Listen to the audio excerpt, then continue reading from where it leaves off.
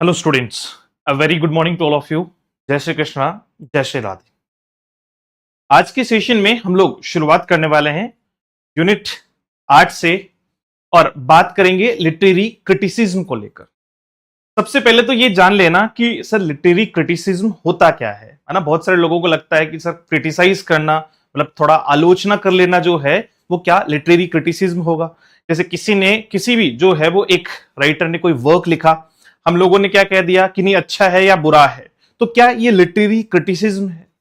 तो सबसे पहले आज के सेशन में हम शुरुआत करेंगे कि लिटरेरी क्रिटिसिज्म क्या है, इसकी जरूरत क्यों हुई, किस तरीके से इसको जो है वो इसकी शुरुआत से लेकर अभी तक जो है वो इसमें क्या क्या चीजें जो है वो रही। फिर अपन बात करेंगे इसी में सबसे बेहतरीन या मैं कहूं कि सबसे स्टार्टिंग के जो है वो एक लिटरेरी क्रिटिक के बारे में जिनका नाम है प्लेटो। तो आ जाओ फटाफट से शुरुआत करते हैं। शुरुआत में सबसे पहले बात करेंगे डेफिनेशन के बारे में कि सर इसकी जो मेन डेफिनेशन है वो क्या है, यानी लिटरेरी क्रिटिसिज्म एक्चुअली कहते किसको है। Literary criticism is the study, evaluation and interpretation of literature. देखो, सिर्फ ये कह देना कि कोई काम अच्छा है या बुरा है, ये लिटरेरी क्रिटिसिज्म का पार्ट नहीं है। वास्तविक जो क्रिटिसिज्म है वो क्या है कि सर लिटरेरी क्रिटिसिज्म किसको कहा गया है, जो हम स्टडी कर रहे हैं, इवेल्युएशन कर रहे हैं, या फिर आपका जो है वो इंटरप्रिटेशन। इंटरप्रिटेशन होता है आपका व्याख्या, क्या होता है आपका व्याख्या करना, व्याख्या करना। यानी जब हम किसी भी लिटरेचर के या किसी भी लिटरेरी टेक्स्ट को, किसी भी लिटरेरी टेक्स्ट को जब हम पढ़ते हैं, उसको इवेल्युएट करते हैं, उसको इंटरप्रेट करते हैं, तब जाके हम उसके जो है वो प्रोज एंड कॉन्स बता पाते हैं। मतलब जनरली ये बता पाते हैं कि ये लिटरेचर यानी ये टेक्स्ट जो है वो क्या है, ये क्यों लिखा होगा, है ना, किस मतलब प्रकार की ऑडियंस को टारगेट करते हुए लिखा है, किस प्रकार की जो है वो साइकोलॉजिकल रीच के साथ में लिखा गया है। ये सारे पॉइंट्स कहीं ना कहीं जो है वो हमें उसे पढ़ने के बाद में पता चलेंगे। तो सबसे पहले डेफिनेशन याद रखना कि लिटरेरी क्रिटिसिज्म किसको कहते हैं। It is called the study, evaluation and interpretation of literature. यानी जब हम लिटरेचर की व्याख्या करते हैं, उसको पढ़ते हैं, तो वो लिटरेरी क्रिटिसिज्म जो है वो कहलाता है। कैसे? इन अ ब्रॉड सेंस, अगर आप बहुत बढ़िया तरीके से इसको ब्रॉड सेंस में समझना चाहो, it means reason discussion about literary works. तो जो भी साहित्य के वर्क्स हैं उन पे अगर आप कोई रीजन डिस्कशन करते हैं, मतलब रीजन डिस्कशन करने का मतलब क्या हुआ कि आप अगर जो है वो आपके पास में रीजन है, आपके पास में क्या है, रीजन है, और रीजन को लेकर मतलब कोई भी लिटरेरी वर्क जो है वो लिखा हुआ है, कुछ इसको यूं समझो, रीजन डिस्कशन किसको कहते हैं कि सर कोई वर्क है, ठीक है, उस पे तर्क के साथ में आप कुछ डिस्कस करते हैं। जैसे मान लीजिए किसी ने जो है वो विलियम शेक्सपियर ने मैकबेथ लिखा, विलियम शेक्सपियर ने मैकबेथ लिखा, तो जो लिटरेरी क्रिटिक्स होते हैं वो क्या करेंगे, उसको पढ़ेंगे, और उसको पढ़ते समय उसमें जो भी थीम्स यूज की गई है, जैसा कैरेक्टर यूज किया गया है, उसको लेकर तर्क आपका जो है वो वितर्क करेंगे कि भाई ऐसा क्यों, है ना, ये क्या दिखाना चाह रहा है, ये क्या बताना चाह रहा है। तो ये जो चीजें हैं वो सबसे पहले की रीजन डिस्कशन होना चाहिए, यानी तर्क के साथ में जो है वो बातचीत होनी चाहिए किसी भी लिटरेरी वर्क के बारे में या फिर किसी भी लिटरेरी क्वेश्चन के बारे में। इन अ नैरोवर सेंस, अगर ब्रॉड सेंस में देखें तो ये क्या है, रीजन डिस्कशन है। और अगर नैरोवर सेंस में देखें, किसमें देखें आप जो है वो नैरोवर सेंस में देखें, तो फिर ये आपका क्या हुआ, it refers to the practical interpretation of a text and the judgement of its quality. मतलब आप अगर देखो, कुछ लोग सोचते हैं कि सर लिटरेरी क्रिटिसिज्म क्या है, उनका नैरोवर सेंस है।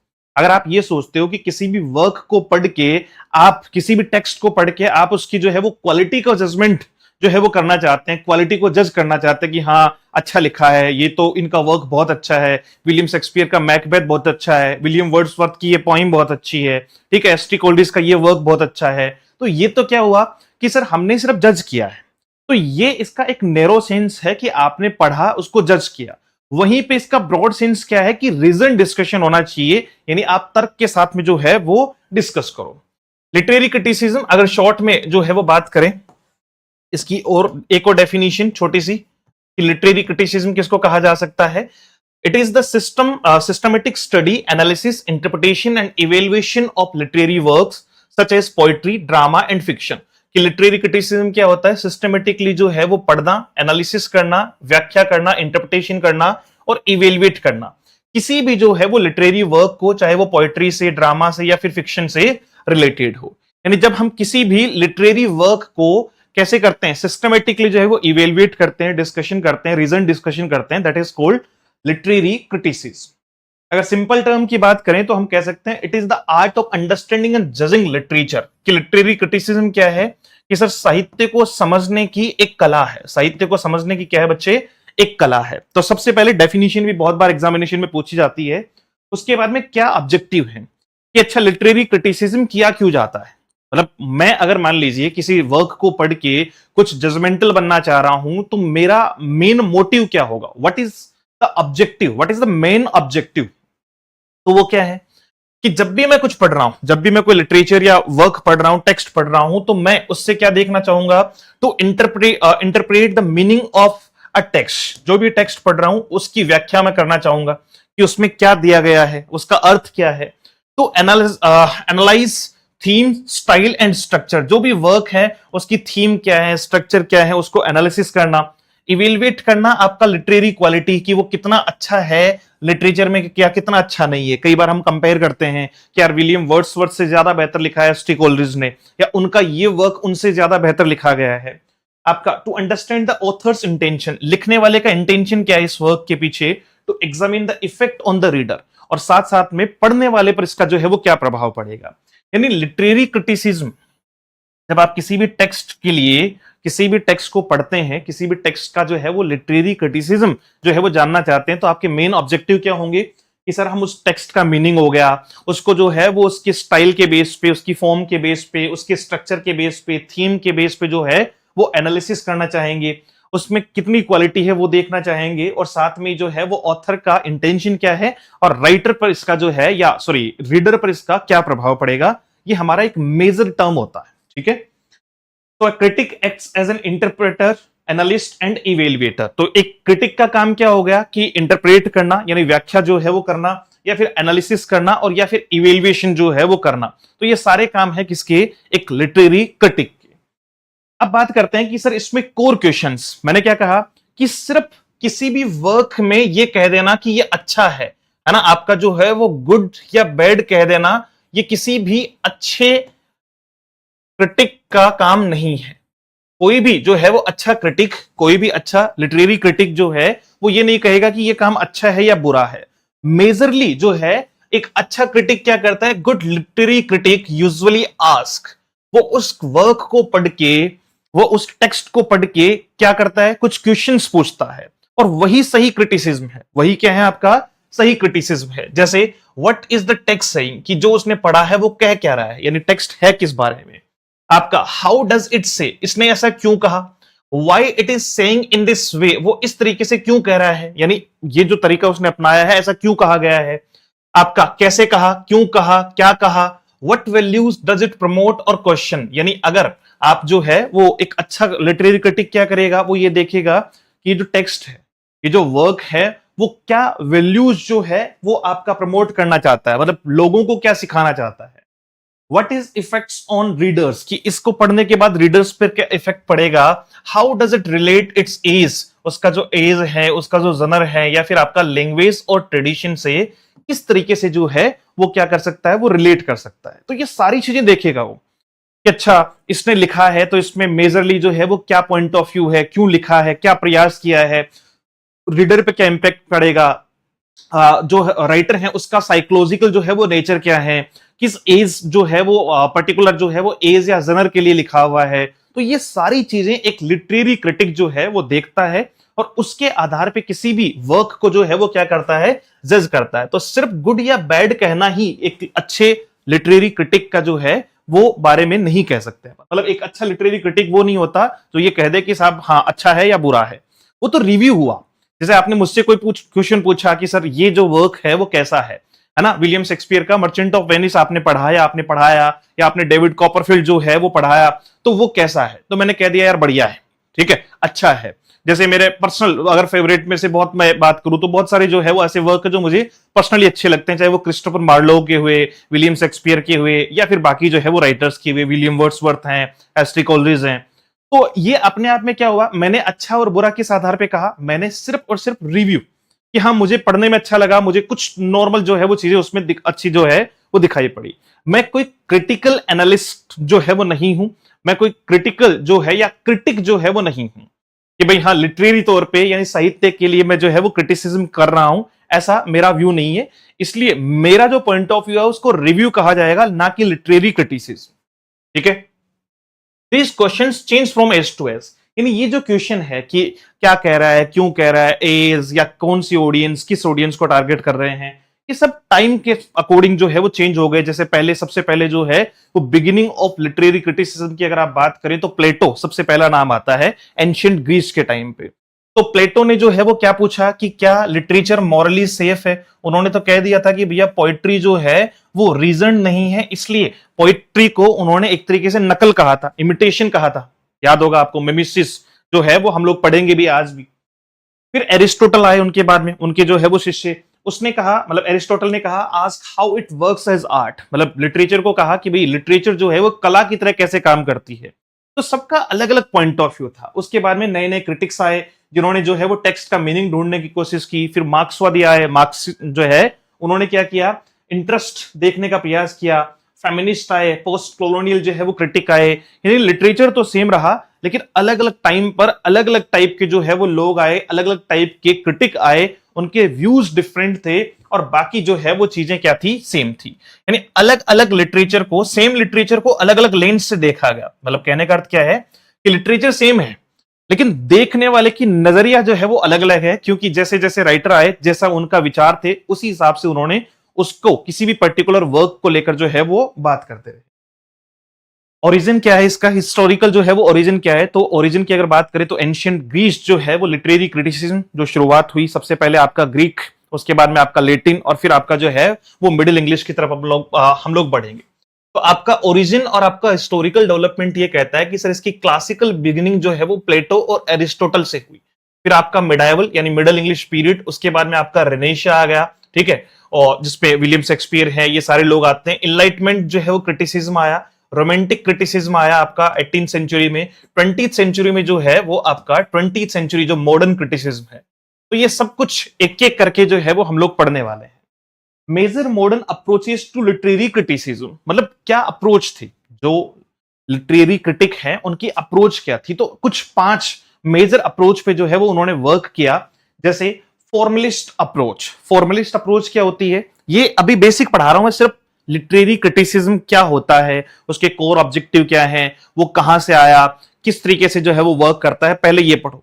उसके बाद में उस क्रिटिसिज्म को फॉलो करने वाले सबसे पहले अगर एंशिएंट ग्रीस के बारे में बात करें तो वो है प्लेटो, जिनको हम पढ़ना शुरू करेंगे। तो कुछ पॉइंट्स आपके सबसे पहले बेसिक के सेंस में, आप पढ़ रहे हो लिटरेरी क्रिटिसिज्म के तौर पे प्लेटो को, और यही नहीं पता कि लिटरेरी क्रिटिसिज्म क्या होता है, या लिटरेरी क्रिटिसिज्म और आपका लिटरेरी थ्योरी में जो है वो फर्क है क्या, या रिव्यू या क्रिटिसिज्म एक ही वर्ड है क्या, मिमेसिस क्या होता है, इमिटेशन क्या होता है, हमें ये टर्म ही नहीं पता तो थोड़ा फंस जाएंगे।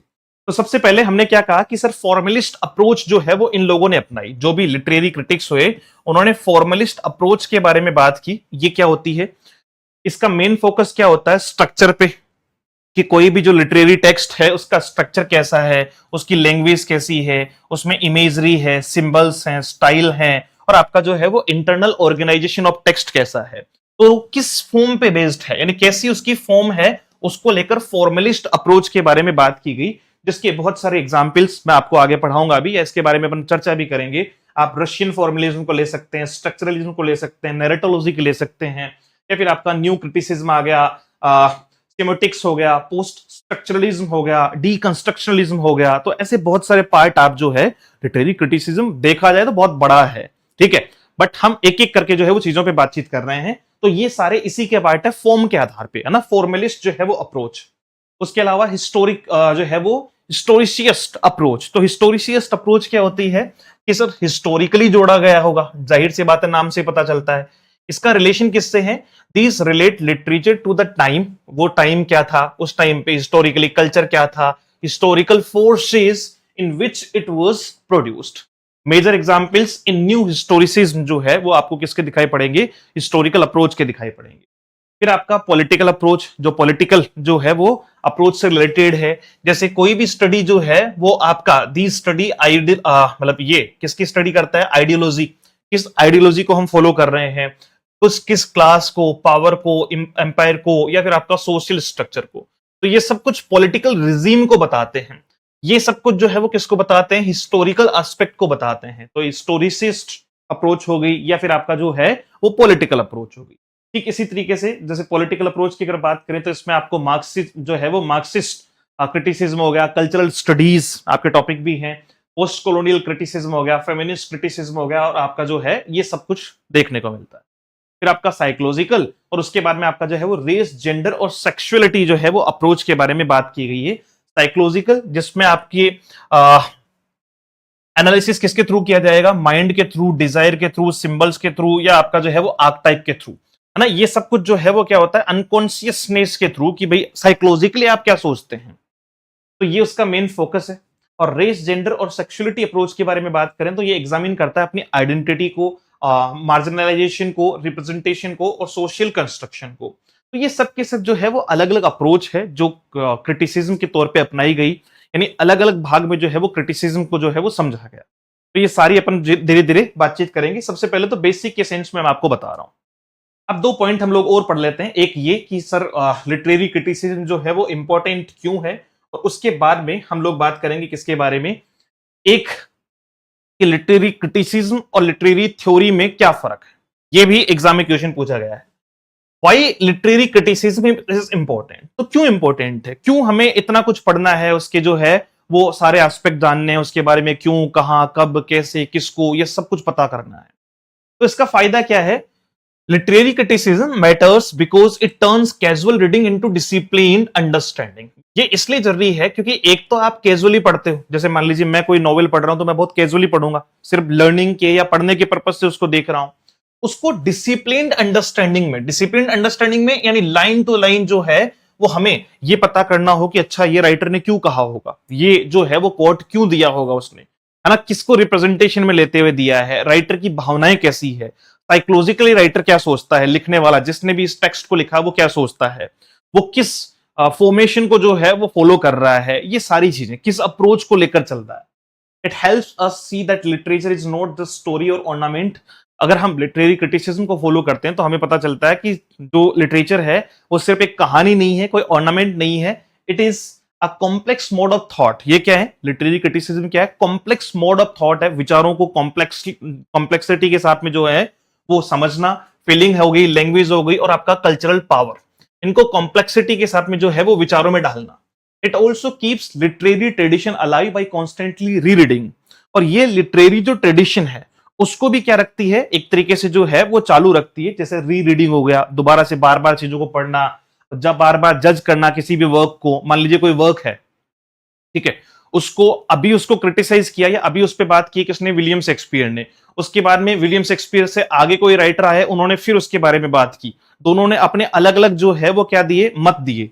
जैसे सबसे पहले अगर आप एंशियंट ग्रीस की बात करें तो प्लेटो और प्लेटो के ही शिष्य हैं एरिस्टोटल। तो दोनों ने क्या किए, प्लेटो ने पोइट्री को एक तरीके से मतलब जो है वो रिजेक्ट कर दिया, पोइट्री को एक तरीके से क्या कर दिया, रिजेक्ट कर दिया। He said that poetry is an imitation of imitation. लेकिन दूसरे एरिस्टोटल आए, उन्हीं के शिष्य आए और उन्होंने पोइट्री को सपोर्ट कर दिया। तो ये क्या था कि सर एक ही पॉइंट ऑफ व्यू को बार बार जो है वो जज करने से उसका सही एस्पेक्ट निकल कर आता है, और ये फायदा हमें किससे मिलता है, लिटरेरी क्रिटिसिज्म से मिलता है।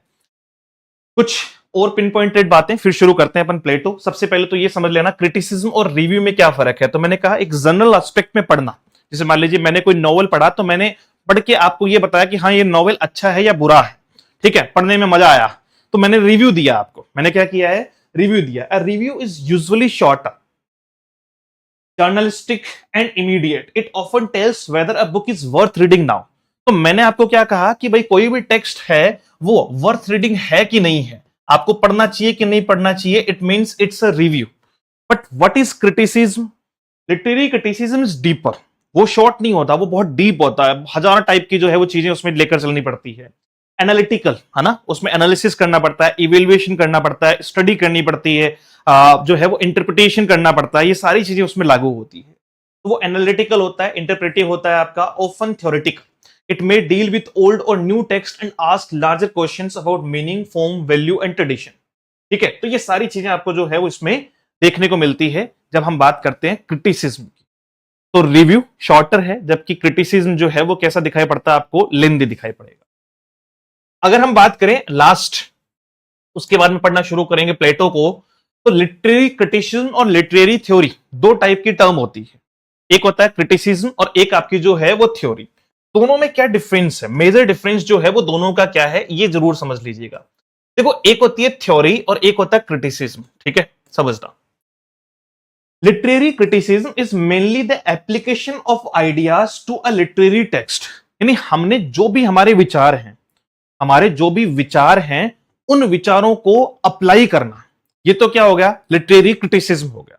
जैसे एक नॉवल है, मान लो कोई भी नॉवेल का नाम हमने ले लिया, आपका मैकबेथ ले लिया, या फिर आपका जो है वो मर्चेंट ऑफ वेनिस ले लिया, कुछ भी जो है वो, जैसा एक एग्जाम्पल ले लिया। अब उसमें दो चीजें, एक लिटरेरी थ्योरी और एक लिटरेरी क्रिटिसिज्म।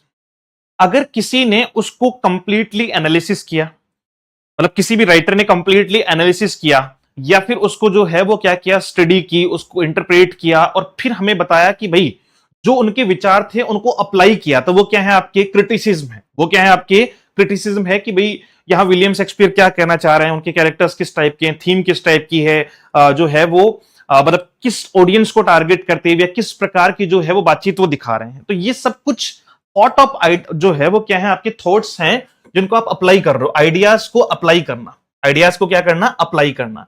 दूसरा होता है आपका क्या, लिटरेरी थ्योरी, जो एक सेट ऑफ प्रिंसिपल है। जैसे मान लीजिए मैं कोई भी नॉवेल लिखना चाहता हूं, तो मुझे उसे एक नियमावली के तौर पे लिखना होगा। नियमावली मतलब एक, मैं किसी पर्टिकुलर जो है वो सिद्धांत को फॉलो करते हुए लिखूंगा।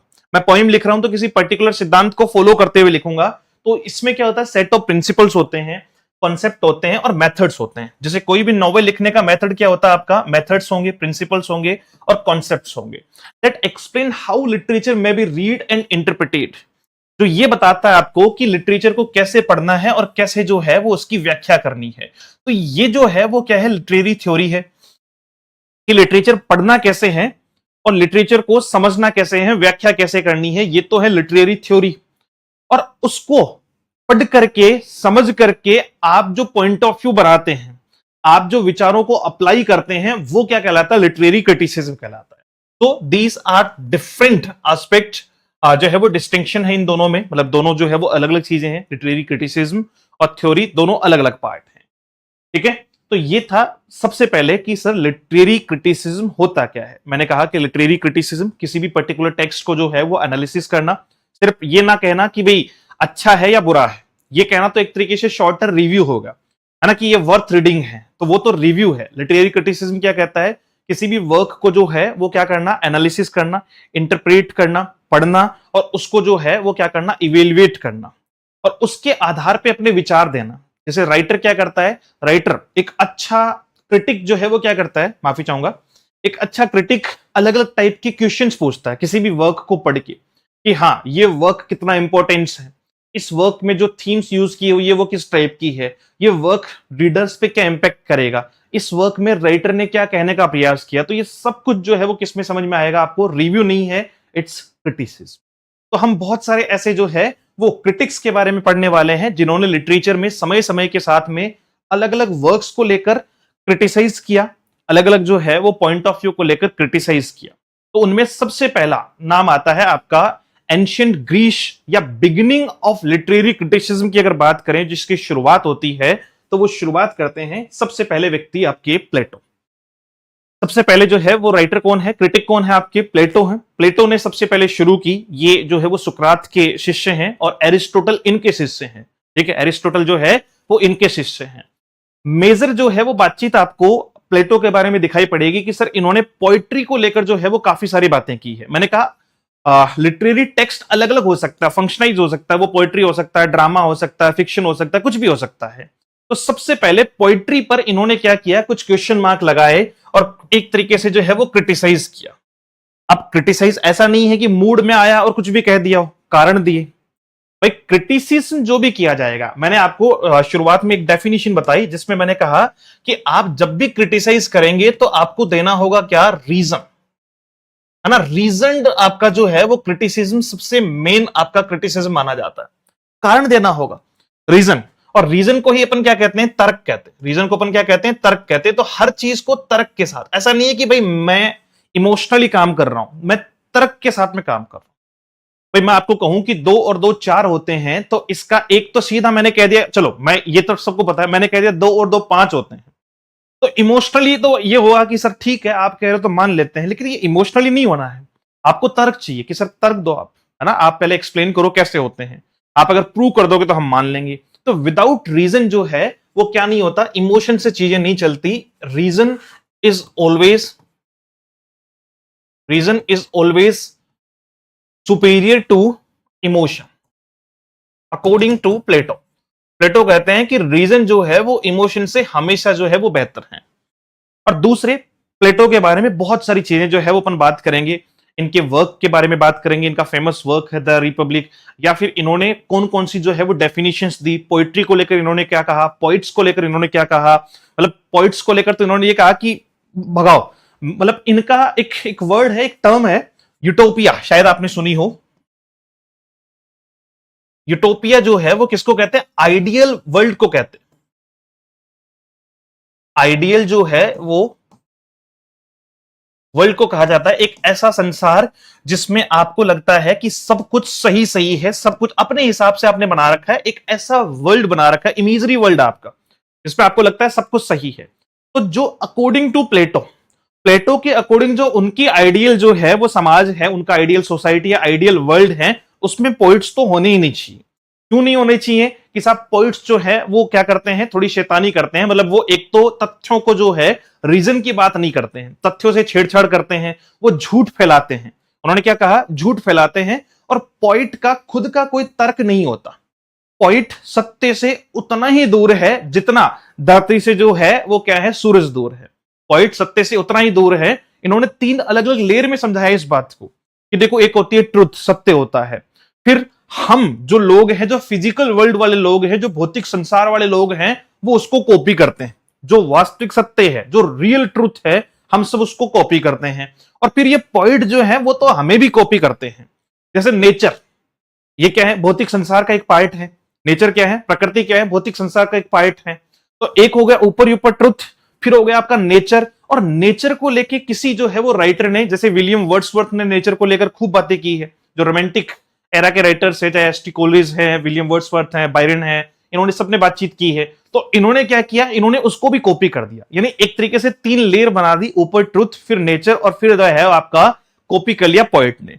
तो इसको इन्होंने बहुत क्रिटिसाइज किया कि भैया तुम तो कॉपीबाज हो। सीधी सीधी लैंग्वेज में मैं बताऊं कि भैया तुम्हें खुद की जो है वो कोई कल्पनाएं, तुम कल्पना कर कहां से रहे हो, तुम तो इस भौतिक संसार से कल्पना कर रहे हो, तुम्हारा खुद का क्या है ना, और तुम्हारा खुद का कुछ नहीं है। तो इसका मतलब तुम जो है वो लोगों को क्या कर रहे हो, सिर्फ एक तरीके से मिसगाइड कर रहे हो। तुम्हें तो मेरे आइडियल वर्ल्ड में होना ही नहीं चाहिए, है ना, मेरे आइडियल वर्ल्ड में होना ही नहीं चाहिए। ऐसे थे शुरुआती आपके बिगिनर एंशिएंट ग्रीस के पहले, या मैं कहूं कि फर्स्ट जो है वो लिटरेरी क्रिटिक हम लोग पढ़ रहे हैं, प्लेटो। शुरू करें। क्लासिकल क्रिटिसिज्म की अगर बात करें, क्लासिकल जो बिगिनिंग आपका, बिगिनिंग ऑफ क्रिटिसिज्म है,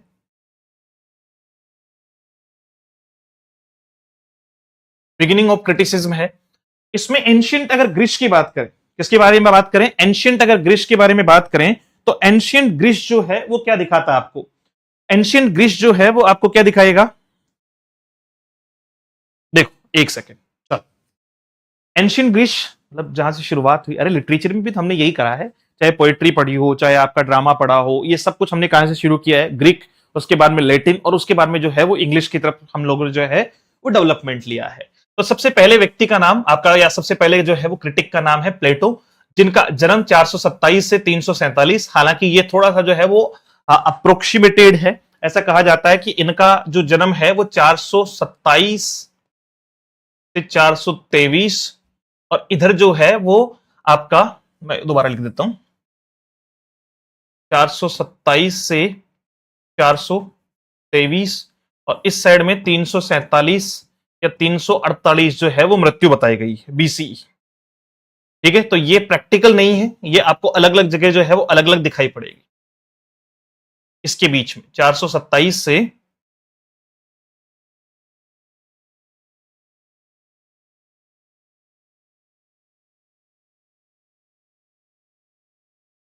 ठीक है, अब ये मेजर बातचीत इनके बारे में शुरुआत करते हैं कि सर क्या क्या याद रखना है। सबसे पहले ये दोनों डेफिनेटली याद रखने हैं कि इन्होंने कहां से जो है वो इनके खुद के शिक्षक कौन है, इनके खुद के लीडर या एक तरीके से जो है वो मेंटोर कौन है, और दूसरे इनको किसने फॉलो किया। तो सबसे पहले प्लेटो, प्लेटो के जो टीचर रहे या प्लेटो के जो है वो अध्यापक रहे या जिन्होंने एक तरीके से जो है वो लीड किया, वो कौन है आपके सोक्रेट्स। सोक्रेट मतलब सुकरात जिनको अपन कहते हैं, कौन है आपके जो है वो सुकरात। और सुकरात के अलावा आपके एरिस्टोटल इनके खुद के क्या रहे, स्टूडेंट रहे। तो ये दोनों बहुत इंपॉर्टेंट बात है कि एक तो अध्यापक कौन है और दूसरे जो है वो आपके स्टूडेंट कौन है। एरिस्टोटल जो हम प्लेटो के बाद में पढ़ेंगे।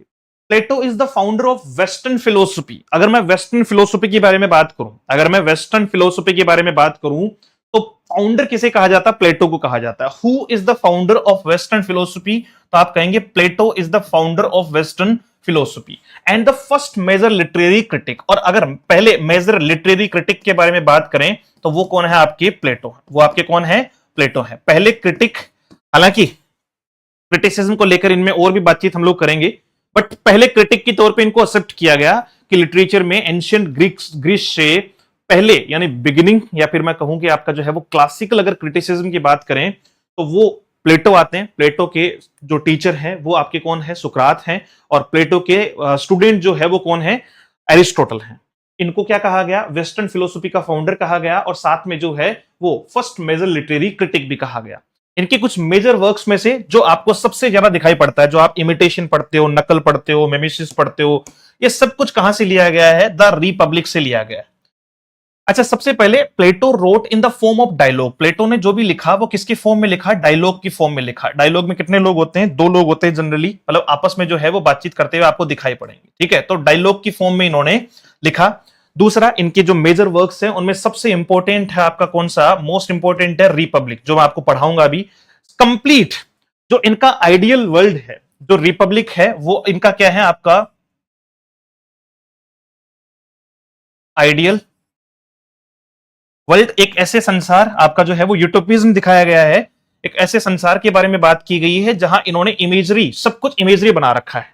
ठीक है, उन्होंने ये बना रखा है कि भाई सरकार किस टाइप की होनी चाहिए, कौन सी सरकार को वो फॉलो करते हैं, या फिर जो है वो किस प्रकार के व्यक्ति होने चाहिए, कौन होने चाहिए। पोइट्स को तो होना ही नहीं चाहिए, क्यों नहीं होना चाहिए। पोइट जो है वो किस तरीके की भावना रखते हैं, मतलब लोगों पर इसका क्या इम्पैक्ट, एवरीथिंग इज देयर। उनके खुद की जो है वो एक फैंटम वर्ल्ड में जो है वो सब कुछ आपको मिल जाएगा। आ जाओ फटाफट से। तो द रिपब्लिक इनका सबसे इंपॉर्टेंट वर्क है, हम लोग पढ़ने वाले भी हैं। आयन हो गया आपका जो है वो, फाइडर्स हो गया, और टाइपोजिज्म हो गया। ये सब के सब इनके और वर्क है, बट सबसे मेजर वर्क जो हमें पढ़ना होता है वो कौन सा आपका, द रिपब्लिक। वो लिटरेरी क्रिटिसिज्म की अगर बात करें, लिटरेरी क्रिटिसिज्म की बात करें तो इनका जो रिपब्लिक है उसमें कितनी बुक है टोटल, ये क्वेश्चन भी पूछा जा सकता है। In the work of Plato's named Republic, how many books are there. तो 10 बुक है टोटल। बुक कितनी है, 10 है आपका, out of 10, out of 10 books. जो 10 बुक्स हैं उनमें से कौन कौन सी बुक्स को लिटरेरी क्रिटिसिज्म में सबसे बेहतर बताया गया है, सेकंड, थर्ड, और आपका जो है वो 10th नंबर की बुक को सबसे बेहतरीन बताया गया है। जो 10 पार्ट हैं इसके, जो 10 पार्ट हैं उनमें से पहली बुक आपकी, सॉरी दूसरी बुक, तीसरी बुक और 10वीं, यानी सेकंड, थर्ड और 10th को जो है वो मेजर बताया गया। प्लेटो का पोइट्री को लेकर व्यू क्या था, बहुत इंपॉर्टेंट है। ये सारे कॉन्सेप्ट जो मैं प्लेटो के बारे में बता रहा हूं वो सब कुछ याद रखना है अच्छे से। तो प्लेटो का पोइट्री को लेकर क्या विजन था, या किस तरीके से वो पोइट्री को देखते थे। Plato had a negative attitude towards poetry. हालांकि एक्सेप्शन भी है एक छोटा सा, लेकिन जनरली अगर आपसे पूछा जाए कि प्लेटो का कैसा जो है वो एटीट्यूड पोइट्री को लेकर, प्लेटो का एटीट्यूड कैसा था, तो उनका एटीट्यूड बिल्कुल नेगेटिव था, है ना, नकारात्मक थे वो पोइट्री को लेकर। क्यों नकारात्मक थे उसका रीजन भी उन्होंने समझाया। उन्होंने कहा कि की आइडिया उनका मेमिसिस, ये 100% एग्जामिनेशन में पूछा हुआ क्वेश्चन है, चाहे आप यूजीसी नेट की बात करें, एमपी सेट की बात करें, या ऐसी बहुत सारी एग्जामिनेशन है। सबसे पहले तो ये पूछेगा मेमिसिस जो है वो किससे रिलेटेड है, या इस टर्म को किसने कॉइन किया, किसने इस टर्म को दिया। तो प्लेटो ने इस टर्म को दिया। मेमिसिस का अर्थ होता है इमिटेशन, और इमिटेशन का अर्थ होता है नकल। इमिटेशन का अर्थ क्या होता है, नकल। तो मेमिसिस नकल को ही कहा जाता है। मेमिसिस किसको कहा जाता है, नकल को ही कहा जाता है। तो याद रखें कि मेमिसिस टर्म प्लेटो ने दी है। Poetry is imitation of reality. दो आपको जो है वो डेफिनेशन में याद करवाऊंगा, बहुत सारी एग्जामिनेशन में ये भी दिया हुआ है और बहुत सारी एग्जामिनेशन में ये भी दिया हुआ है। पहले तो ये समझो कि इन्होंने क्या कहा, poetry is imitation of reality. और रियलिटी क्या है? रियलिटी भी वास्तविकता में इमेज एक तरीके से इमिटेशन ही है। मैं दो बातें बताऊंगा, आपको आराम से समझ में आ जाएगा। इन्होंने क्या कहा, डिफाइन किया पोइट्री को कि पोइट्री इमिटेशन है रियलिटी की, नकल है किसकी? वास्तविकता की। वास्तविकता क्या है? ट्रुथ, सत्य। सत्य के नीचे हमारा जो है वो फिजिकल वर्ल्ड, फिजिकल वर्ल्ड। और फिजिकल वर्ल्ड जो है वो यहां से कौन आ रहे हैं? पॉइंट्स जो है वो क्या कर रहे हैं? इस फिजिकल वर्ल्ड को ही तो कॉपी कर रहे हैं। ये तीन पार्ट उन्होंने दिए। अब देखना, आप खुद आराम से समझोगे। उन्होंने तो क्या कहा कि अच्छा फिजिकल वर्ल्ड क्या है? फिजिकल वर्ल्ड, ये तो ट्रुथ तो है, रियलिटी। ट्रुथ तो क्या है? रियलिटी। वास्तविकता तो क्या है? सत्य। ट्रुथ है आपका रियलिटी। तो ये फिजिकल वर्ल्ड अपने आप में क्या हो गया? कॉपी ऑफ रियलिटी हो गया। बोलो हाँ कि ना? ये जो फिजिकल वर्ल्ड है वो क्या है? आपका कॉपी ऑफ रियलिटी है। और पोइट ने क्या किया? पोइट ने ये जो कॉपी थी उसको भी कर दिया कॉपी। इसका मतलब कॉपी ऑफ कॉपी, यानी इमिटेशन ऑफ इमिटेशन। तब ये डेफिनेशन निकल कर आई कि स्टेटमेंट इनका जो है, जो सबसे मेजर पूछा जाता है कई एग्जामिनेशन में, ऑप्शंस में ये दिया हुआ आएगा, poetry is imitation of reality. ये भी सही है कि वो वास्तविकता की नकल है। और दूसरी इन्होंने क्या कहा कि ये तो नकल की भी नकल है। ये तो क्या है? नकल की भी नकल है। Poetry is an imitation of imitation. Poetry क्या है? आपकी नकल की भी नकल है। क्यों? क्योंकि हम इसको भी कॉपी कर रहे हैं और इससे भी कॉपी कर रहे हैं। इसको भी क्या कर रहे हैं? कॉपी कर रहे हैं और इसको भी कॉपी कर रहे हैं। सबसे पहले इन्होंने कहा, एक हायरार्की बताई। जो वास्तविकता है वो क्या है, उसकी हायरार्की बताई। मतलब हायरार्की समझते हैं आप, कि सबसे पहले जो है वो कौन था, फिर उसके नीचे उसके नीचे, तो एक एक क्रम बताया, एक ऑर्डर बताया। तो हायरार्की में सबसे ऊपर वास्तविकता में या रियलिटी में जो है वो सबसे ऊपर किसको रखा? ट्रुथ को, सत्य को। सत्य को सबसे ऊपर रखा है ना, ट्रुथ को सबसे ऊपर रखा। ये वाला फॉर्मेट याद रख लेना भले। उसको इन्होंने कहा अल्टीमेट रियलिटी, यानी सत्य सबसे मतलब मेजर जो है वो सच्चाई है। सत्य ही सत्यम शिवम सुंदरम। ये जो है वो मान के चलिए कि एवरीथिंग इज ट्रू, सब कुछ सत्य है और सत्य ही सब कुछ है। सबसे सुप्रीम रखा सत्य को। फिर हमने क्या किया? उस सत्य को कॉपी करते हुए हमने अपना एक फिजिकल वर्ल्ड बनाया, एक भौतिक संसार बनाया। भौतिक संसार मतलब हमने क्या किया? जो विचार थे उनको कॉपी कर लिया। हमने क्या किया? विचार थे उनको क्या कर लिया? कॉपी कर लिया। तो हम तो कॉपीबाज हैं खुद भी। फिजिकल वर्ल्ड ने क्या किया? उस सत्य को, जैसे प्रकृति सत्य है, सूर्य मतलब प्रकृति क्या है? सत्य है। व्यक्ति इंसान क्या है? सत्य है। मतलब हम, हमारा होना, हमारा इस धरती पर होना क्या है? सत्य है। प्रकृति का होना सत्य है। तो हमने क्या किया? एक तरीके से कॉपी कर लिया उस ट्रुथ को। और फिर जो लोग आए, जैसे पोइट आया, तो पोइट ने क्या किया? पोइट ने लिखा नेचर पे, पोइट ने लिखा इमोशन पे, पोइट ने लिखा आपका इमेजिनेशन पे। तो इसका मतलब क्या हुआ कि उसने ये जो फिजिकल वर्ल्ड में चल रहा था इसको कॉपी कर लिया। तो ये तो कॉपी टू कॉपी होता गया। इसका मतलब क्या हुआ कि इन्होंने सबसे पहले इस तीन जो है वो अलग अलग पार्ट में इसको बांटा। एक वर्ल्ड ऑफ आइडियाज, जो विचारों का संसार है, उसको इन्होंने कहा सत्य, कि जो विचार हैं वही सत्य हैं। विचार क्या है? सत्य हैं। फिर विचारों से हमने बनाया क्या? Physical world. विचारों से हमने क्या बनाया? भौतिक संसार। और भौतिक संसार की जो है वो पॉइंट्स को कॉपी करते हुए कवि ने क्या कर दिया? अपनी कल्पना बना ली। इसलिए उन्होंने उसको भी कॉपी की कॉपी कह दिया, इमिटेशन ऑफ इमिटेशन कह दिया। एक बार वाई टाइप करो कि सर ये बात डेफिनेटली जो है वो समझ में आ गई। Therefore poetry is thrice removed from truth. इसलिए पोएट्री जो है वो सत्य से, वास्तविक सत्य से जो है वो 3 बार हट चुकी है, 3 बार कॉपी हो चुकी है। पहला ये, दूसरा ये, तीसरा ये। इसलिए एक तो याद रखना, थ्राइस जो है वो रिमूव्ड है। और दूसरी बात जो है वो मेजर बात क्या है कि सर ये डन है, कोई दिक्कत नहीं है। अब हमें ये बात समझ में आ गई कि सबसे ऊपर अल्टीमेट ट्रुथ को रखा, सत्य को रखा, जो आइडियाज थे, विचार थे। फिर फिजिकल वर्ल्ड ने उनको कॉपी किया और पोइट्स ने उनको कॉपी कर लिया। तो हम डेफिनेशन 2 कहेंगे पोइट्री की, कि पोइट्री क्या है? पोइट्री एक तो है आपका इमिटेशन ऑफ रियलिटी, वास्तविकता की नकल है। और दूसरा आपका एन इमिटेशन ऑफ इमिटेशन, नकल की भी नकल है।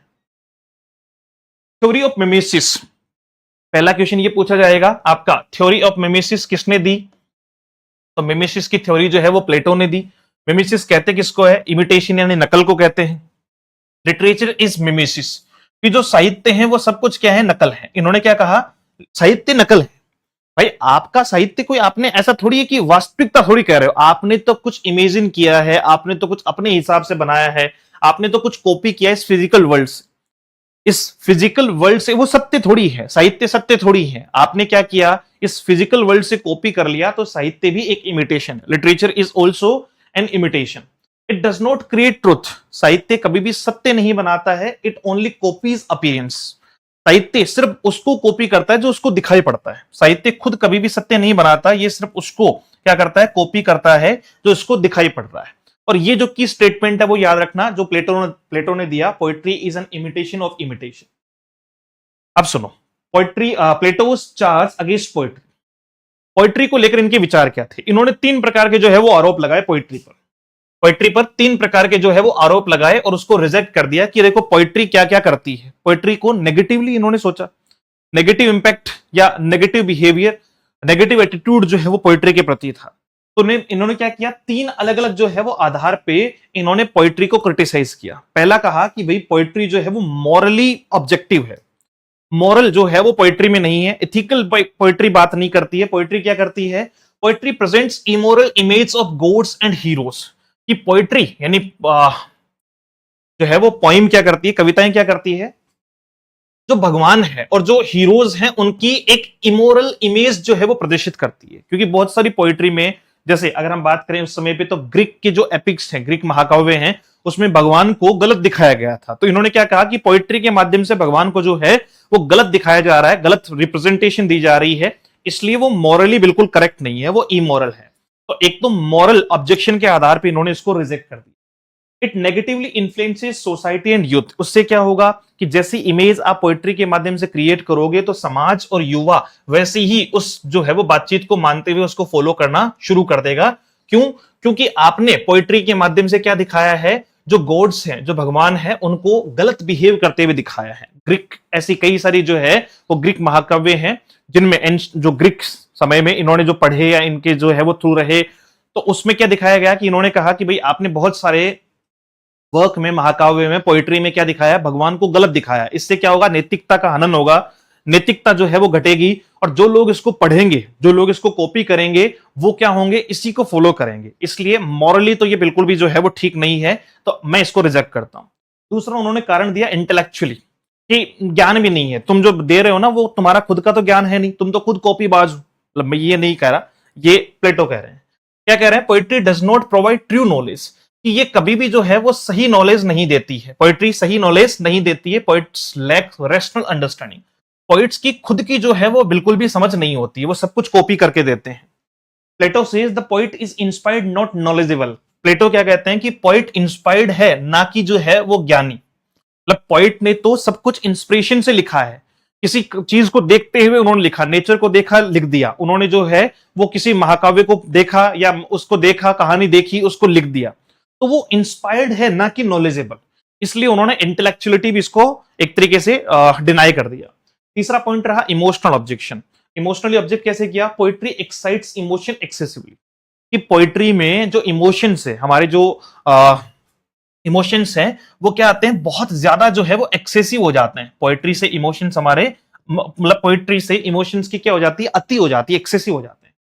Weakens reason and rational control. और उससे क्या होता है कि रीजन जो है वो कमजोर हो जाता है। इन्होंने क्या कहा था, मैंने शुरुआत में क्या कहा था प्लेटो के बारे में, कि प्लेटो का मानना था कि reason is superior to emotion. कि कारण, तर्क ज्यादा जो है वो प्रगाढ़ है, या तर्क जो है वो ज्यादा इंपॉर्टेंस रखता है बजाय किसके, इन कंपैरेटिव टू इमोशन। तो इन्होंने कहा कि पोइट्री क्या करती है, इमोशनली जो है वो ज्यादा जो है वो एक्सेसिव इमोशंस देती है, इसलिए तर्क कमजोर हो जाता है। इसलिए मैं पोइट्री को ऑब्जेक्ट करता हूं। तो पोइट्री के ऑब्जेक्शन के इन्होंने तीन रीजन दिए। एक रीजन आपका जो है वो इंटेलेक्चुअली, एक इमोशनली, और एक आपका जो है वो मॉरली। इन्होंने पोइट्री को गलत बताया, मॉरली भी गलत कहा, इंटेलेक्चुअली भी गलत कहा, कि तुम तो कॉपी करके बता रहे हो, तुम्हारा खुद का नॉलेज कुछ नहीं है, तुम तो कहीं से इंस्पायर हुए, तुमने लिख दिया, तुम्हारा खुद का नॉलेज कुछ भी नहीं है। इमोशनली भी जो है वो क्या है कि तुम बहुत ज्यादा इमोशनल बना देते हो, इससे तर्क देने की क्षमता कमजोर होती है, और व्यक्ति अगर तर्कहीन हो जाएगा तो वो अपने आप को खो देगा। ऐसा मानना था प्लेटो का, इसलिए उन्होंने क्रिटिसाइज किया।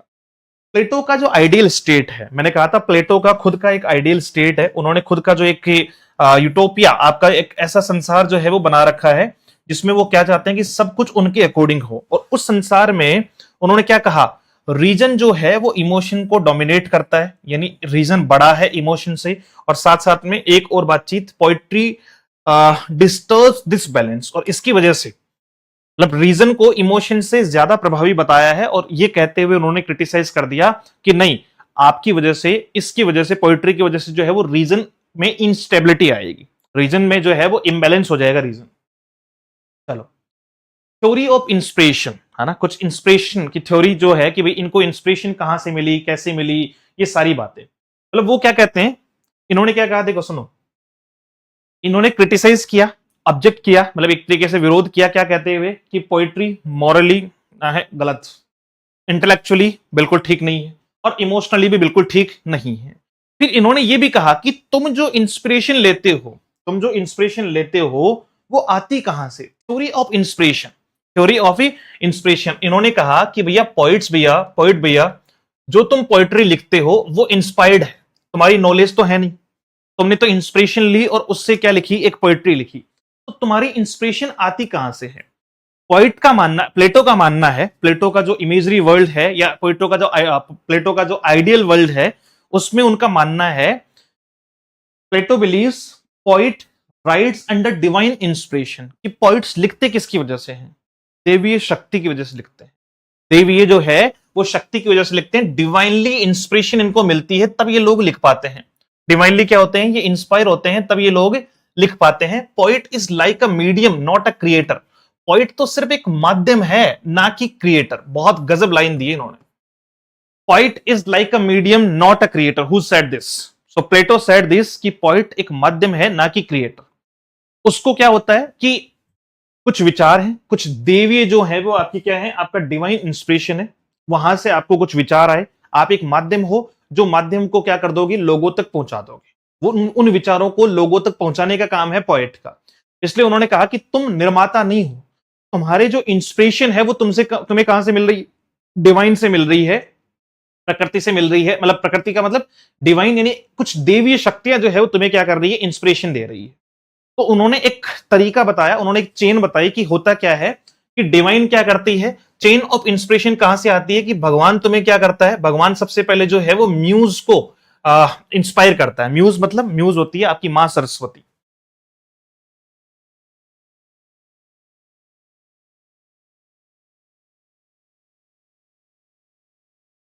ठीक है। मां सरस्वती जो है वो वहां से सबसे पहले जो है वो आएगा आपका मां सरस्वती। तो भगवान क्या करते हैं, मां सरस्वती को जो है वो इंस्पायर करते हैं। भाई हम कहते हैं कि विद्या या वाणी की देवी जो है वो मां सरस्वती है। वो मां सरस्वती से इंस्पायर होके, यानी अपनी वाणी से इंस्पायर होके पोइट क्या करता है, उनको फॉलो करता है, और पोइट अपनी बातचीत को कहां पहुंचा देता है, ऑडियंस तक पहुंचा देता है। तो ऑडियंस तक जो भी पहुंच रहा है उसका मेन माध्यम, उसकी मेन इंस्पिरेशन क्या है, गॉड है, वो डिवाइन पावर है, वो डिवाइन इंस्पिरेशन है।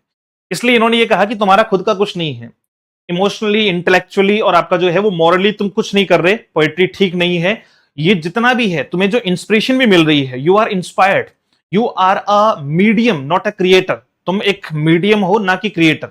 तो तुम्हें जो कुछ मिल रहा है, तुम्हें जो कुछ मिल रहा है वो कहां से मिल रहा है, डिवाइन इंस्पिरेशन से मिल रहा है। और डिवाइन पावर को उन्होंने कुछ इस तरीके से समझाया कि भगवान म्यूज यानी मां सरस्वती को जो है वो ये ट्रांसफर करता है, मां सरस्वती जो है वो पोइट को देती है, पोइट जो है वो ऑडियंस तक पहुंचा देता है। तो you are a medium not a creator, तुमने कुछ बनाया नहीं है, तुमने तो वही कॉपी किया बस। Therefore, poetry is irrational and emotional, not logical। और इसीलिए क्या होती है, पोइट्री जो है वो इरेशनल होती है या इमोशनल होती है, ना कि लॉजिकल। पोइट्री में तर्क नहीं होता। कहते हैं ना कि जहां ना पहुंचे रवि वहां पहुंचे कवि। तो जहां सूर्य भी नहीं पहुंच सकता वहां कवि पहुंच सकता है, क्योंकि कवि कल्पनाओं में है। कवि किसमें है, कल्पनाओं में है। इसलिए उन्होंने कहा कि तुम तो इमोशनली कुछ भी सोच लेते हो, लॉजिक तो है ही नहीं तुम्हारे पास। Plato's ideal state and ban on poets. Plato ने कहा कि भाई देखो, मेरे आइडियल स्टेट में, मेरे यूटोपिया में तो तुम्हें रहने का कोई अधिकार नहीं है, पॉइंट्स को तो यहां से बर्खास्त ही कर देना चाहिए, बाहर निकाल दो तुम लोगों को। प्लेटो का प्रपोजल क्या था, points should be banished from the ideal state, कि जो आइडियल स्टेट है उनका खुद का जो है वो एक संसार है, मतलब जो उनका खुद का एक आइडियल सोसाइटी है उससे उनको क्या कर देना चाहिए, बेनिश कर देना चाहिए, वहां से हटा देना चाहिए, गायब कर देना चाहिए। कारण क्या बताया उन्होंने कि पोइट्स झूठ फैलाते हैं, वो अपनी पोइट्री के माध्यम से क्या करते हैं, झूठी झूठी जो है वो बातें लोगों को बताते हैं, वो मॉरली करप्ट हैं, वो भगवान को जो है वो गलत बता रहे हैं, उनको गलत दिखा रहे हैं, और वो जो है वो रीजन को वीक कर रहे हैं। क्यों? क्योंकि वो इमोशन को बढ़ा रहे हैं, इमोशन को क्या कर रहे हैं, बढ़ा रहे हैं, इसलिए वो रीजन को क्या कर रहे हैं, वीक कर रहे हैं।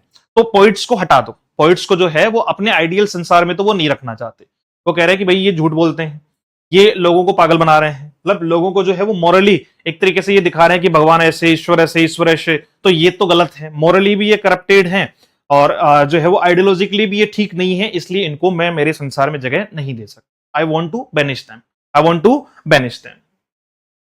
एक्सेप्शन क्या है इसमें? उन्होंने, हाँ ये जरूर है, मैंने पहले भी कहा था कि इन्होंने पोइट्री को क्रिटिसाइज जरूर किया, लेकिन एक जगह आपको, मतलब वैसे तो ये नेगेटिव एटीट्यूड था इनका पोइट्री को लेकर, पूरी तरीके से ये जो है वो पोइट्री के खिलाफ थे, लेकिन फिर भी इन्होंने एक शर्त पे जो है वो क्या कहा कि भाई पोइट्री क्या हो सकती है, poetry may be allowed if it, poetry allow की जा सकती है अगर वो मॉरलिटी को प्रमोट करे, अगर वो इमोरल बातों छोड़ दे, मतलब भगवान के बारे में जो है वो ऐसी बातचीत करना छोड़ दे, वो मॉरली जो है वो क्या करे, मॉरली प्रमोट करती हो, या फिर आपका जो है वो सिर्फ सत्य को दिखाए, सपोर्ट्स ट्रुथ, सत्य को दिखाए, सत्य को सपोर्ट करे, तो फिर कोई बात नहीं, फिर जो है वो पोइट्री या पोइट्स को मैं रख सकता हूं। अदरवाइज मेरे वर्ल्ड से तो, इमेजरी वर्ल्ड से तो जो है, मेरे आइडियल वर्ल्ड से तो इन पोइट्स को बाहर निकालो, इनको बैनिश करो।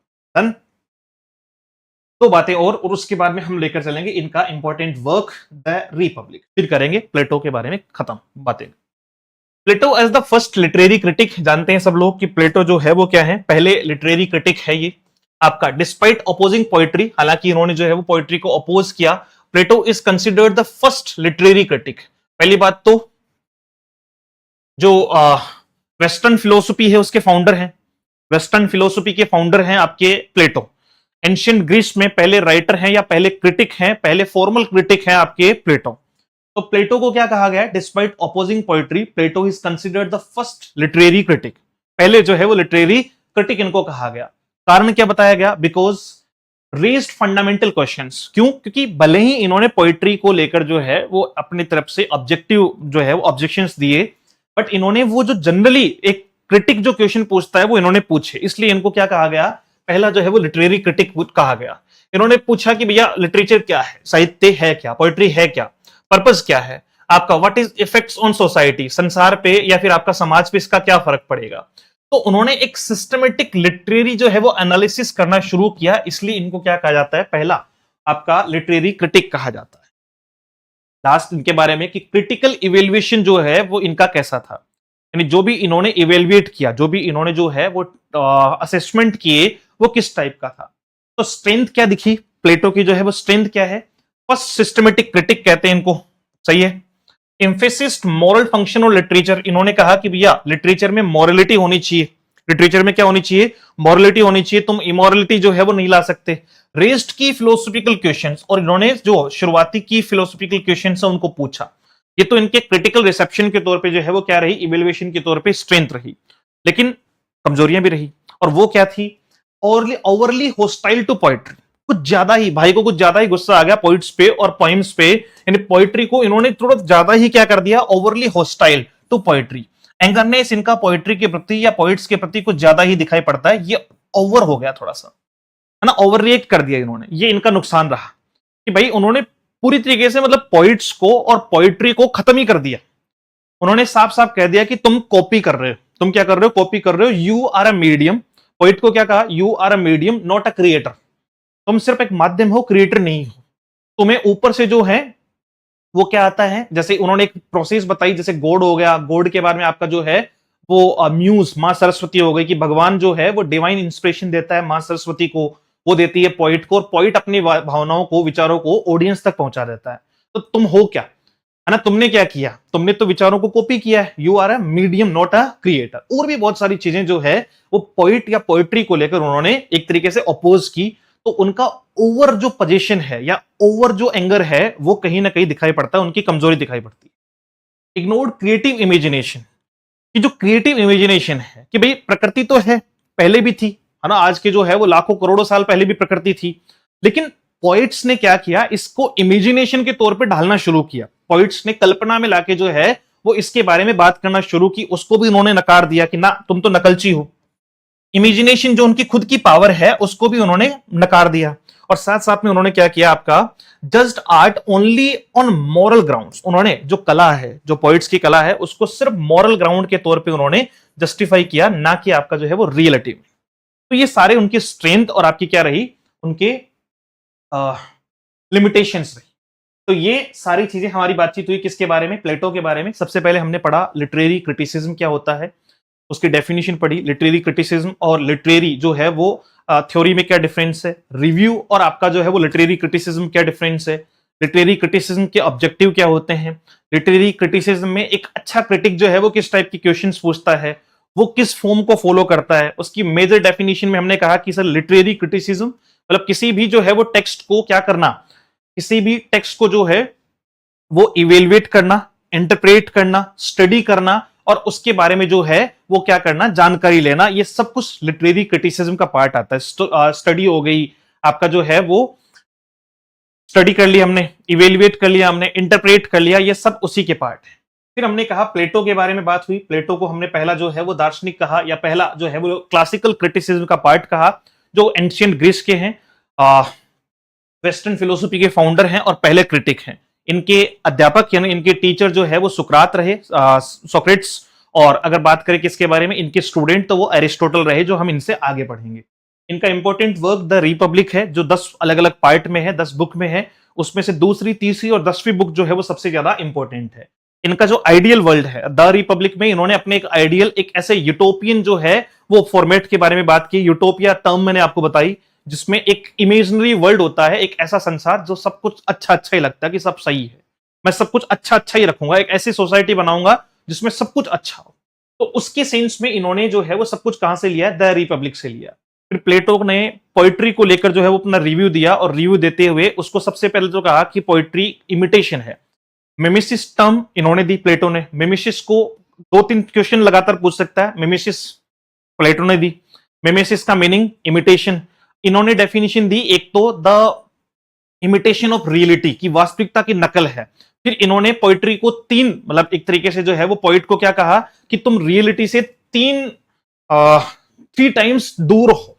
3 टाइम्स क्या हो, दूर हो। तो उन्होंने कहा कि नकल की भी नकल है। मैंने ये एक डिफाइन किया आप लोगों को कि सबसे ऊपर जो अपने वर्ल्ड में, आइडियल वर्ल्ड में इन्होंने किसको रखा, ट्रुथ को, जो रियलिटी है, संसार में सत्य ही वास्तविकता है।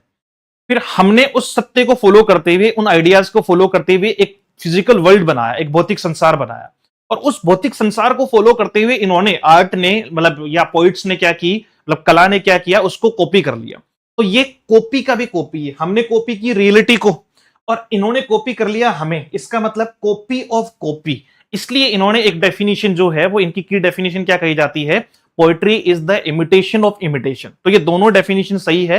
Poetry is the poetry is the imitation of reality भी सही है, और poetry is the imitation of imitation भी सही है। ये सारी की सारी बातचीत मैंने आपको समझाई कि 3 पार्ट में इन्होंने बांट के रखा है इसको।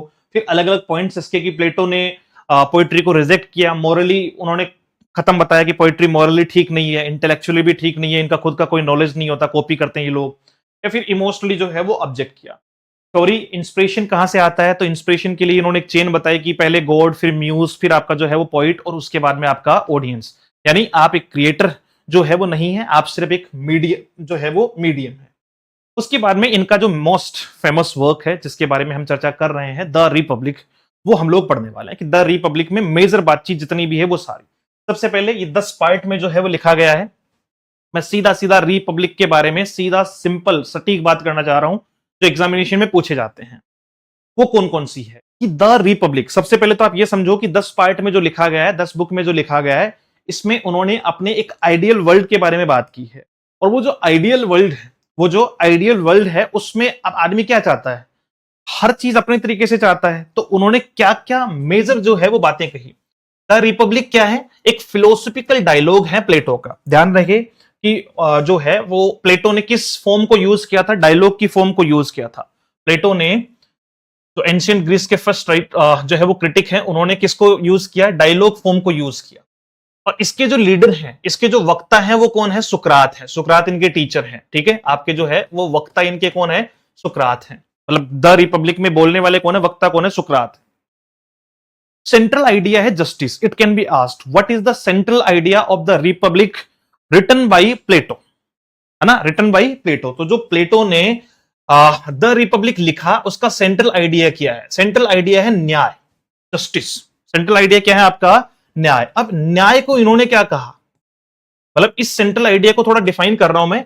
इंडिविजुअल और स्टेट, यानी आदमी जो है वो क्या कहे? न्याय किसको कहा? इंडिविजुअल को भी मिलनी चाहिए, खुद की भी होनी चाहिए और स्टेट की भी होनी चाहिए। समझना मेरी बात को ध्यान से। आम आदमी की खुद की, इंडिविजुअल भी उसको जस्टिस रहे उसकी, और स्टेट यानी जो मतलब एक तरीके से जो रिजीम चल रहा है, जो शासन चल रहा है, जो लोक शासन में है, वो भी न्यायप्रद हो। और न्याय को इन्होंने अपने जो है वो वर्क में कैसे डिफाइन किया? इन्होंने कहा everyone performs their proper role, कि हर आदमी अपना काम ईमानदारी से करे, बस यही न्याय है। यही क्या है? आपका न्याय है। एवरीवन, हर आदमी को जो है वो क्या कहा गया? हर आदमी को अपना काम जो है वो ईमानदारी से करने के लिए कहा गया। हर आदमी को अपना काम ईमानदारी से करने के लिए कहा गया, और इसको क्या नाम दिया उन्होंने? जस्टिस का नाम दिया। तो याद रहे कि इसका मेन जो है वो सेंट्रल थीम या central idea of the Republic is justice. And what is the definition of justice according to the Republic? तो हम कहेंगे कि सर इसका मीनिंग है आपका everyone performs their proper role, हर आदमी ईमानदारी से अपना काम करे। इन्होंने जो अपना रियल स्टेट है, जो अपना आइडियल स्टेट है, उसमें क्या बनाया? तीन, मतलब सोसाइटी को तीन भागों में डिवाइड किया। ये तो शायद आपने जो है वो आगे भी बहुत जगह लिटरेचर में अलग अलग जगह पढ़ा होगा। एक फ्यूडल सिस्टम हम लोग पढ़ते हैं, है ना। तो वैसे ही उन्होंने अपने आइडियल वर्ल्ड में जो समाज है उसको तीन टुकड़ों में तोड़ दिया, कि एक सबसे पहले जो शासन करने वाले लोग हैं वो, फिर आपकी उस शासन की रक्षा करने वाले सैनिक, और फिर आम आदमी। ये तीन जो है वो पॉइंट ऑफ व्यू उन्होंने रखे। और तीनों जो है वो किस तरीके से उन्होंने कहा कि जो रूलर्स हैं, जो शासक हैं, वो कैसे होना चाहिए? फिलोसोफर होने चाहिए, दार्शनिक आदमी होना चाहिए, थोड़ा पढ़ा लिखा आदमी हो, नॉलेज वाला आदमी हो, जो मतलब एक तरीके से अपने जो है वो क्षेत्र को या अपने शासन को बेहतर तरीके से चला सके।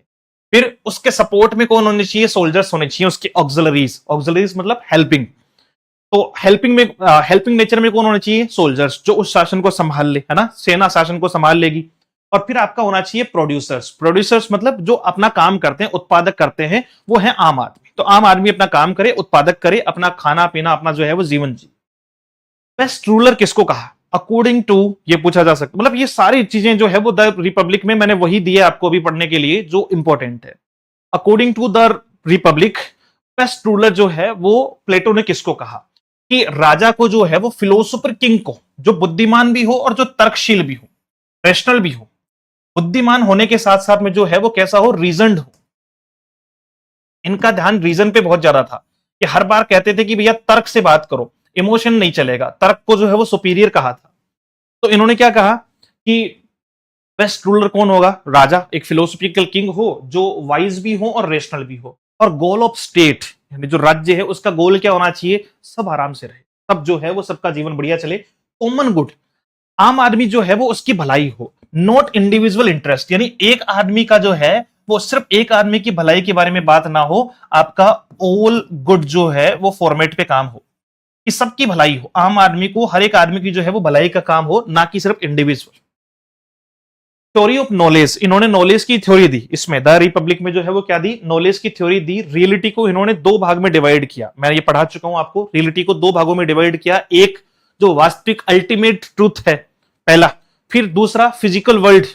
फिर पॉइंट्स जो आए उन्होंने क्या कर दिया? उस फिजिकल वर्ल्ड को कॉपी कर लिया। तो दो ही भाग इन्होंने जो है वो नॉलेज के बताए, कि एक तो जो रियल में ट्रूथ है, और एक जो फिजिकल वर्ल्ड, जिसको मतलब एक तरीके से क्या कहा जाता है? कॉपी कहा जाता है। एक तो वास्तविक सत्य है, और हम लोगों ने क्या किया? उस वास्तविक सत्य को कॉपी किया है, और पॉइंट्स ने क्या किया? हमें कॉपी कर लिया। तो नॉलेज को ओपिनियन से ज्यादा बेहतर बताया इन्होंने, और साथ में कहा truth comes from reason not sense, कि सत्य किससे आता है? सत्य रीजन से आता है। सत्य जो है वो कारण से आता है, ना कि सेंस से। सेंस से काम नहीं चलेगा, कारण से काम चलेगा। किससे चलेगा? कारण से काम चलेगा। Reason is superior to sense और इमोशन। अच्छा, इसमें एक एलिगोरिकली, एक मेटाफरिकली जो है वो, मेटाफर तो जानते हैं आप लोग डेफिनेटली, है ना। मतलब कुछ समझाने का प्रयास हुआ है कुछ शब्दों से, कि एक गुफा है। इसमें द रिपब्लिक में एक जगह जो है वो किसके बारे में बात हुई है? मेटाफोरिकली जो है वो किसके बारे में, गुफा के बारे में बात की हुई है। गुफा जानते हो, जैसे मान लो प्रिजनर है, प्रिजनर किसको कहते हैं, बंदी, कि बंदियों को, जो जेल बंदी है उनको क्या कर दिया गया, गुफा में, एक अंधेरी गुफा में रखा गया है। तो इसका मतलब क्या है, इसका मतलब क्या है, आगे सन और एस्केप, दो अलग अलग पॉइंट और बताए हैं। सन और एस्केप किसको बताया, सूरज, वो बाहर जाएगा तो किसको देखेगा, सूरज, फिर मैं इनको अटैच करता हूं देखना। और एस्केप मतलब वहां से भाग जाना, एस्केप मतलब वहां से भाग जाना। तो इन चारों को कैसे जो है वो एलिगोरिकल दिखाया है, मेटाफोरिकली जो है वो क्या कहा है कि केव क्या है, वर्ल्ड ऑफ इल्यूजन। जैसे गुफा होती है ना, गुफा, जैसे गुफा होती है, बिल्कुल अंधेरा है, कुछ भी नहीं दिख रहा है ना, और ऐसे लंबा मतलब चला जा रहा है, तो हम लोगों के लिए एक तरीके से केव क्या है, वर्ल्ड ऑफ इल्यूजन, एक ऐसा संसार जो इल्यूजनिस्टिक जो है वो भाव रखता हो, यानी एक ऐसा वर्ल्ड हमने जो है वो बना रखा है जो इल्यूजनिस्टिक हो। ठीक है, इल्यूजन में हम हैं, हमें कुछ भी रियलिटी का नहीं पता, ट्रुथ हमें नहीं पता, सत्य हमें नहीं पता, बस हम तो इल्यूजन में हैं, तो हम एक ऐसी गुफा में हैं।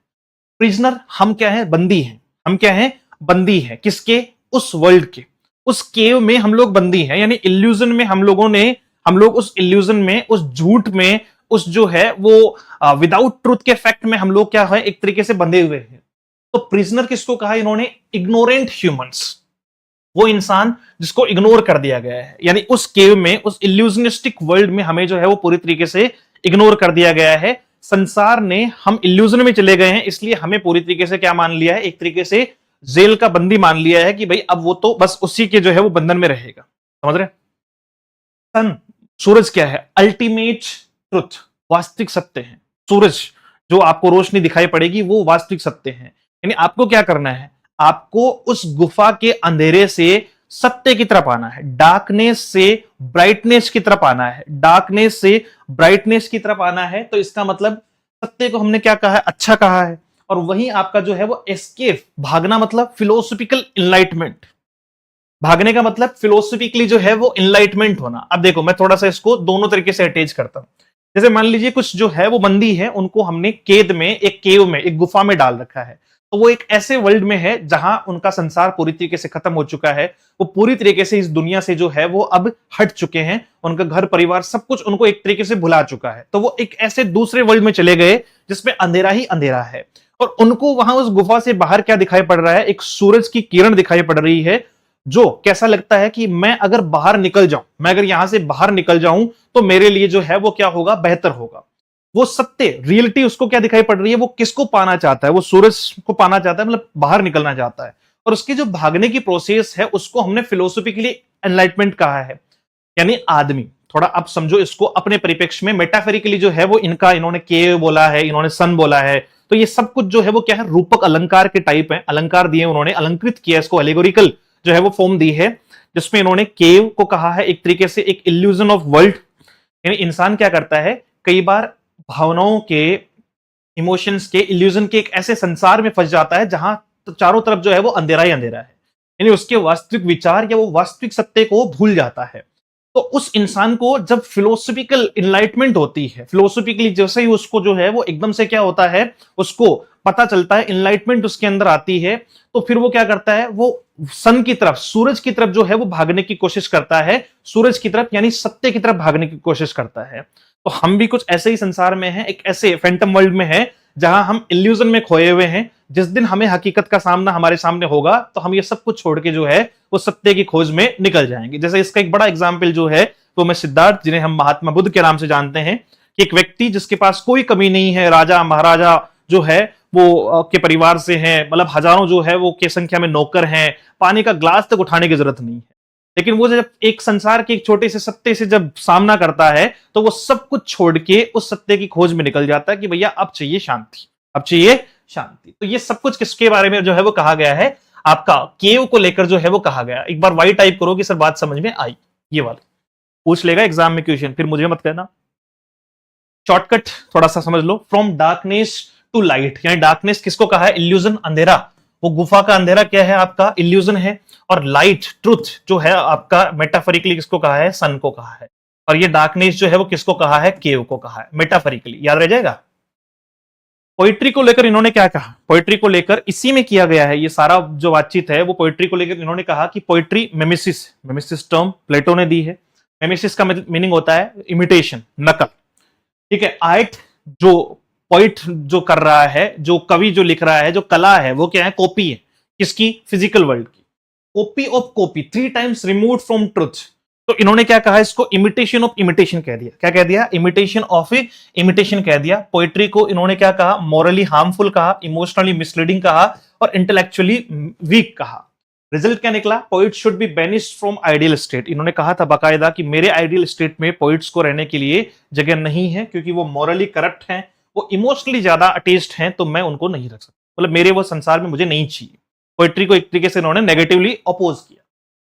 थ्योरी ऑफ शॉल, आत्मा की थ्योरी जो है वो इस बुक में बताई गई है, इनके दो द रिपब्लिक वर्क में बताई गई है। और आत्मा की थ्योरी, मतलब आत्मा सही तरीके से जो है वो कब बनती है? शोल हैज 3 पार्ट्स, 3 पार्ट होते हैं आत्मा के। 3 पार्ट होते हैं आपके जो है वो विचारों के। एक होता है रीजन, तर्क जिसको अपन कहते हैं, एक होता है स्पिरिट और एक होता है आपका एपिटाइट। एपिटाइट होता है इच्छाएं। एपिटाइट क्या होता है? इच्छाएं। Justice in individual, balance of all 3।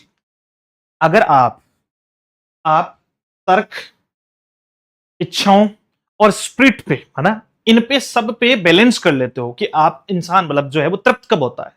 जब वो इच्छाओं को, मतलब जो भी है हमारी इच्छाएं हैं, जो भी नीड्स हैं, या हमारी जो भी रीजंस हैं, तर्क हैं, आप अगर बहुत ज्यादा तर्क दोगे हर चीज में कि अच्छा ये पेन है, ये ऐसे क्यों चलता है, ठीक है, ये जब चला, अच्छा ये स्क्रीन है ऐसे क्यों चलती है, तो फिर आप कभी ढूंढ ही नहीं पाओगे चीजों को। तो हर चीज में अच्छा ये पानी है, ये गीला ही क्यों होता है, ये कोई तर्क हुआ? इसको मूर्खता कहते हैं। तो वो आपके लिए तर्क है, दूसरे के लिए मूर्खता है। तो अगर बहुत ज्यादा तर्कशील व्यक्ति बने तो भी चीजें नहीं हो पाएगी। तो हम क्या करेंगे? रीजन को, स्पिरिट को और एपिटाइट को जो है वो क्या करेंगे? एक तरीके से बैलेंस करेंगे, तो हम एक तरीके से जस्टिस हमें मिल पाएगी। जस्टिस मतलब शांति से जीवन। याद है ना, मैंने जस्टिस की डेफिनेशन बताई थी सबसे पहले इसमें। जस्टिस इसका सेंट्रल आइडिया है और जस्टिस का मीनिंग होता है कि सब आदमी अपना जीवन आराम से जी रहे। की प्रिंसिपल्स इसके लास्ट एंड फाइनल पे चल रहे हैं अपन। रीजन को इमोशन से ज्यादा बेहतर बताया है। एजुकेशन, शिक्षा जो है वो क्या करेगी? जो भी शासन होगा उसको सही तरीके से कंट्रोल करेगी। इसका मतलब प्लेटो ने कहा शिक्षा की भी जरूरत है। पहली बात तो तर्क की जरूरत है, इमोशन पे काम नहीं करना है, शिक्षा की जरूरत है। लिटरेचर को सेंसर कर देना चाहिए, ये बहुत इंपॉर्टेंट पॉइंट है। इन्होंने कहा कि भैया साहित्य को तो प्रतिबंधित कर दो। साहित्य क्या कर रहा है? लोगों को एक तरीके से मिसगाइड कर रहा है। ये पोएट्री क्या कर रही है? लोगों को मिसगाइड कर रही है, मॉरली करप्ट बना रही है। तो साहित्य को सेंसराइज्ड कर दिया गया, मतलब सेंसराइज कर दिया जाए। State controls family property for rulers, और विमेन को जो है वो इक्वल रखा जाए एजुकेशन में भी और रोल में भी। यानी उस समय पे भी जो है वो आपके प्लेटो जो है वो किसके बारे में बात करते हुए दिखाई पड़ते हैं? विमेन इक्वलिटी के बारे में बात करते हुए दिखाई पड़ते हैं। And now this is the last line और this is the last point of Plato and his work. देखो, इसमें इन्होंने कुछ गवर्नमेंट्स के बारे में बात की। मतलब इनका जो वर्क है द रिपब्लिक, उसमें इन्होंने क्या किया? कुछ गवर्नमेंट्स को जो है वो सपोर्ट किया। इनकी जो आइडियल संसार है, इनका आइडियल, इनकी जो स्टेट है, उसमें इन्होंने किस गवर्नमेंट को फॉलो किया? एक तो एरिस्टोक्रेसी इन्होंने सबसे बेहतर बताया। ये क्वेश्चन पूछा जा सकता है according to Plato, according to Plato या according to the work, according to the Republic written by Plato, कोई भी आ जाए, जैसे रिपब्लिक के अकॉर्डिंग पूछ ले या प्लेटो के अकॉर्डिंग पूछ ले, तो कौन सी गवर्नमेंट को प्लेटो ने बेहतर बताया? तो प्लेटो ने डेमोक्रेसी को बेहतर नहीं बताया है। हमें लगेगा अगर ऑप्शन में मान लो नहीं पढ़ा तो हम तो डेमोक्रेसी कराएंगे। तो 4-5 अलग अलग गवर्नमेंट की बात की इन्होंने। सबसे ऊपर इन्होंने रखा क्या? एरिस्टोक्रेसी। एरिस्टोक्रेसी मतलब नोबल लोग जो है वो क्या करें? एरिस्टोक्रेसी जो है वो क्या करें? हमारी मतलब एक तरीके से शासन को चलाएं। तो सबसे बेस्ट अगर किसको कहा है ये पूछ ले तो आपको कहना है एरिस्टोक्रेसी को, यानी नोबल लोगों की सरकार। आपका जो है वो गवर्नमेंट बाय द नोबिलिटी और प्रिविलेज्ड क्लास को कहते हैं एरिस्टोक्रेसी। एक आपका जो है वो टिमोक्रेसी है। टिमोक्रेसी होती है ऑनरेबल, एम्बिशियस और वेल्दी लोग, ऑनरेबल हो, एम्बिशियस, महत्वाकांक्षी लोगों की सरकार होती है। फिर उसको सेकंड नंबर पे कि या तो नोबल लोग सरकार चला ले, या फिर जो है वो कौन चला ले? आपका जो है वो ऑनरेबल या एम्बिशियस लोग चला ले। फिर उन्होंने कहा अगर ऐसा नहीं हो तो ओलिग्रेची, यानी कुछ लोग जो है वो मिलकर सरकार चला ले। या फिर आपका जो है वो डेमोक्रेसी। डेमोक्रेसी तो इन्होंने बहुत नीचे लेकर गए, लोगों की सरकार नहीं होनी चाहिए, मतलब बाय द पीपल जो है वो इनको ठीक नहीं लग रहा। उसका रीजन भी इन्होंने दिया कि जब लोगों की सरकार होगी तो इससे क्या होगा? इससे होगा लड़ाई झगड़े, केओस बढ़ेगा, है ना। लोगों को लगेगा कि भाई सबसे ज्यादा जो है वो मेरा ही चलेगी, मेरे अधिकार, मेरे ये मेरे वो, जैसे आजकल चल ही रहा है ना, ह्यूमन राइट्स के नाम पे हम कुछ भी करने के लिए तैयार हो जाते हैं। तो इससे क्या होगा, केओस बढ़ेगा, और केओस बढ़ेगा तो फिर उससे कोई एक व्यक्ति आएगा जो आपको क्या करेगा, आपके ऊपर डिक्टेटरशिप ले आएगा, टायरेंट आपके ऊपर जो है वो हो जाएगा। जो ज्यादा शक्तिशाली तो वो उतना ही बड़ा जो है वो तानाशाह। तो इस तरीके से उन्होंने कहा कि भैया डेमोक्रेसी तो रखनी नहीं है, और सबसे घटिया सरकार उन्होंने किसी को कहा तो वो कहा आपका टायरनी, यानी आपका जो है वो डिक्टेटरशिप को। ठीक है, कि डिक्टेटरशिप तो होनी नहीं चाहिए। सबसे अगर जो है वो बेकार किसी को कहा तो वो कहा डिक्टेटरशिप को, सबसे अच्छा कहा तो वो किसको कहा, याद रखना, आपका एरिस्टोक्रेसी को कहा। जबकि बहुत बार ऑप्शन में जो है वो क्या दिया हुआ आएगा, डेमोक्रेसी दी हुई आएगी, जो हमें लगता भी है कि हाँ यार आर्मी जो है वो क्या रहना चाहता होगा, डेमोक्रेटिक रहना चाहता होगा ना भाई, इसका मन नहीं था डेमोक्रेटिक रहने का। ये है आपके, सबसे पहले हमने पढ़ा लिटरेरी क्रिटिसिज्म क्या होता है, उसके बाद में हमने पढ़ा प्लेटो कौन है, कैसे हैं, फिर इनका एक वर्क जो मेजर वर्क है जहां से सारी जो है वो डेफिनेशंस वगैरह निकल के आई है, इसका है कंप्लीट आपका प्लेटो के बारे में आज की जानकारी खत्म। बाकी अगला राइटर यानी आपका एरिस्टोटल जो है वो एज एन क्रिटिक हम लोग लेकर चलेंगे next class. Thank you so much, have a great day.